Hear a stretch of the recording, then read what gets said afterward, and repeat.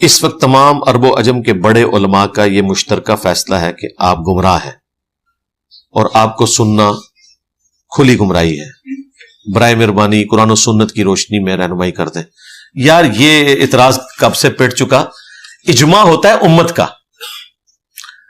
مولوی اپنی روٹی روزی بچانے کے لیے جو اکٹھے بیٹھ جاتے ہیں تو اس سے اجماع ہو جاتا ہے. اگر اس طرح اجماع ہوتا ہے تو مجھے بتائیں کیا بریلوی عوام اور ان کے علماء کا یہ اجماع نہیں ہے کہ صرف جنتی فرقہ وہ ہے, باقی سب جہنمی ہیں, اور باقیوں کا ان کے بارے میں نہیں ہے؟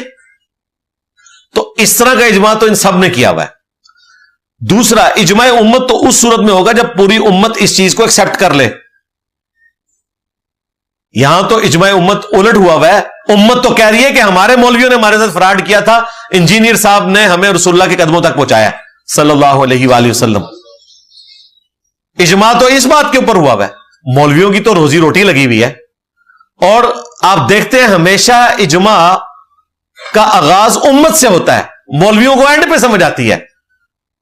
امت تصویر کو پہلے دن سے ٹھیک سمجھ رہی ہے, مولویوں کو اب سمجھ آئی کہ جی تصویر نہ صرف جائز ہے بلکہ واجب ہے, اس کے بغیر آپ نے تقریر بھی نہیں کرنی.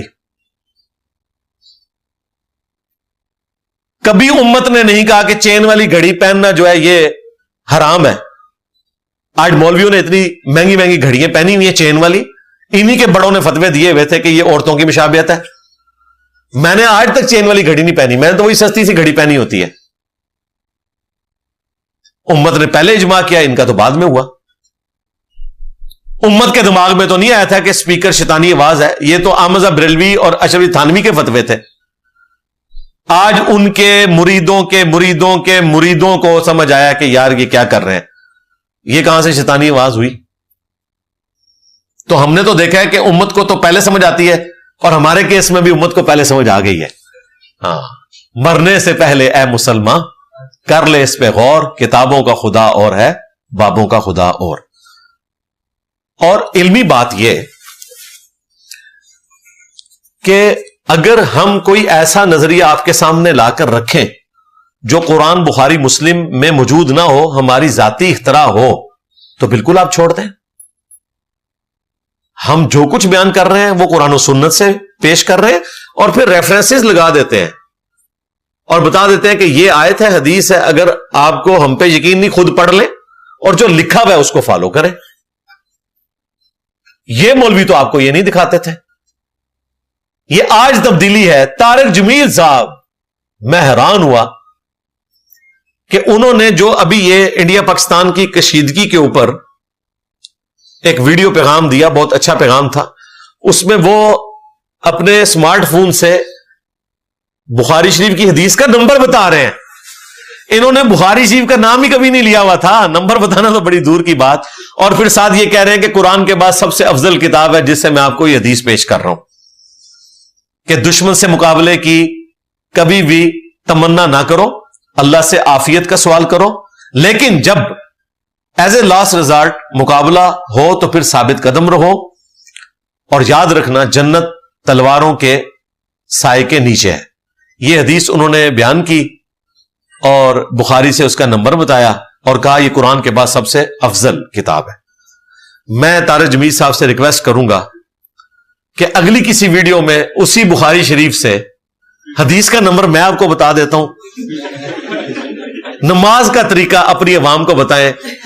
انٹرنیشنل نمبر کے مطابق 735 سے لے کر 739 تک یہ احادیث پڑھیں, اور پھر وہی آپ جملہ ریپیٹ کریں کہ میں آپ کو قرآن کے بعد سب سے افضل کتاب صحیح بخاری سے نماز کا طریقہ بتا رہا ہوں.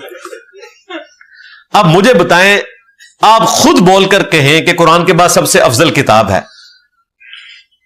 اور نماز کا طریقہ آپ کا اس کے خلاف ہو, تو بھائی اجماع امت تو آپ کے خلاف ہوا ہے کہ آپ لوگ امت کو صحیح بات نہیں بتا رہے.